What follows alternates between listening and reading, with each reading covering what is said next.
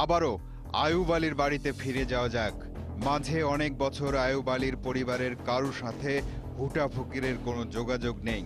পরিবারের ধারণা হুটা ফকিরের সাথে যোগাযোগ আর টাকার লেনদেন নেই বলে হুটা তাদের পরিবারের সবার কিছু একটা দিয়ে রেখেছে। বালা করে 2 দিন কেন বালা করে আবার 2 দিন বাদে আমার পাগল হয়ে যায়। তালাশ টিম আয়ুব আলীর সাথে কথা বলছিল, তখন পাশে বসে থাকা আয়ুব আলীর মেয়ে নাসরিন হঠাৎ চিৎকার করে উঠল। পরে কি করছে আল্লাহ জানে, আর ওই জানে। ওর ভিতরে কি আছে এই বেটা, তুই জানোস না ওর ভিতরে 30টা শয়তান দেয়া রাখছে মাথার মধ্যে। হ্যাঁ কি করব, আমি কয়ে দিতাছি। নাসরিন নয়, তার মধ্যে থাকা আরেক খারাপ আত্মা নাকি এসব কথা বলছে। ওটাই কইছে যাতে ওর পোলারে নিয়ে গেলে গদ গদ টাকা কামাইতে পারবো, এর লেগা ওর পোলারে হুটা পুরাপুরি ভালো করে না। হুটা ফকিরের পাঠানো খারাপ আত্মা আছে নাসরিনের মধ্যে। সেই আত্মাগুলো নাসরিনকে শারীরিকভাবে অনেক ক্ষতি করছে। আমি রোগের ভিতরে থাকি, এতক্ষণ কি কইছ না কইছ আমি সবই দেখতে পারছি। আমার নাম হচ্ছে ইবলিশ শয়তান। আমরা একই গ্রুপ, অগবাড়ি আরো লোক আছে। আমি হুটার কাছে থাকি, হুটায় পাঠাইছে, হুটায় আমারে রক্ত খারাপ এবার রোগী কই আপনারা ঢুকা পড়ি।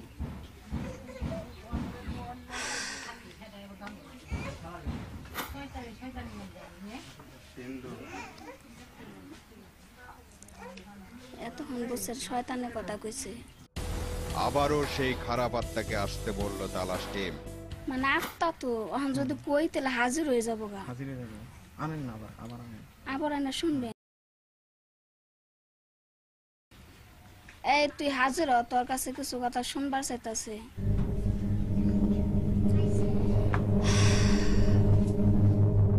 মুহূর্তেই চলে এলো সেই খারাপ আত্মা।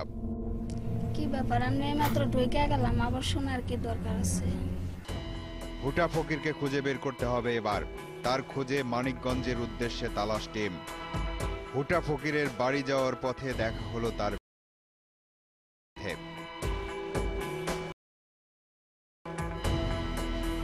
বাড়ির আশেপাশে নজর দিলেই বোঝা যায় এটা বা তিনি মোনা যাক আসলে তিনি কি কি সমস্যার সমাধান করেন। বাচ্চা টাচ্চা হয় নাকি বা চিনপতি ধরে এই সমস্ত এত কিছু তিনি করেন কিভাবে শিখেছেন? এটা স্বপ্নের মাধ্যমে।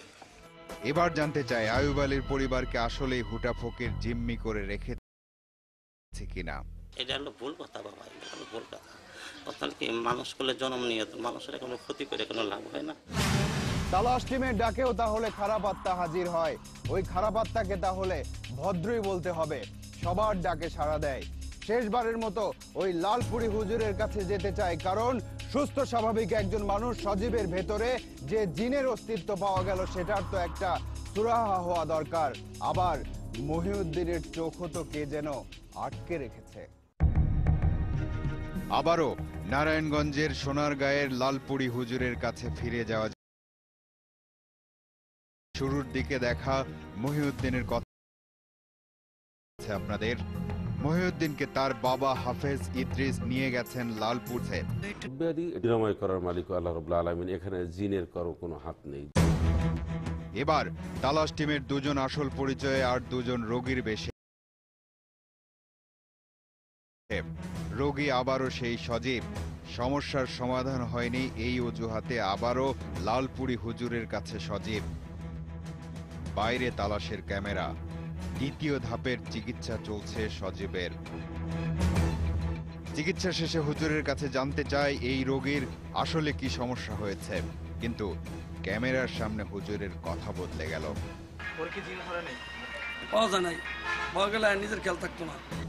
অথচ আগের বার চিকিৎসা করার সময় তো তিনি ভিন্ন কথা বলেছিলেন।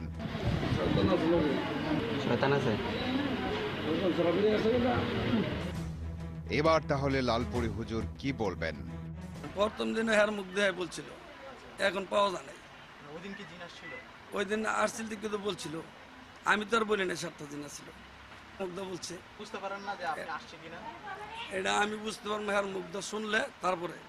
এটা আসছিল কিনা ওই দিন হের মুগ্ধা বলছে দেখে আমি বলছি তাহলে জিন আছে। জিন রোগ ভালো করে দেবে বা সৃষ্টি করে দেবে এই ক্ষমতা অন্তত জিনের নাই, এটা আল্লাহ রাব্বুল আলামিনের হাতেই রয়েছে। ক্বালান নারু মাসওয়াকুম খালিদিন ফিহা, তোমাদের স্থান হচ্ছে জাহান্নাম। এর মানে হচ্ছে জিন দিয়ে যারা টাকা পয়সা ইনকাম করে বা জিন দিয়ে এই সমস্ত কার্যক্রম করে তাদের পরিণাম যে জাহান্নাম, হ্যাঁ, এই ব্যাপারে সন্দেহের অবকাশ নেই। এটা সূরা আনামের মধ্যে সুস্পষ্ট করে আল্লাহ বলে দিয়েছেন। মহিউদ্দিনকে বিশেষজ্ঞ ডাক্তারের কাছে নিয়ে যেতে চেয়েছিল তালাশ টিম, কিন্তু তার পরিবারের সম্মতি মেলেনি। তারা বিশ্বাস করে এটা জিনেরই কাজ। এ প্রসঙ্গে আবারও সেই জিন হুজুরের কথাই মনে পড়ছে। তিনি বলেছেন মানুষই তাকে ফকির বানিয়েছে। সমস্ত ঘটনা পর্যালোচনা করে এটা নিশ্চিত হওয়া গেছে যে জিন হুজুর সত্য কথাই বলেছেন।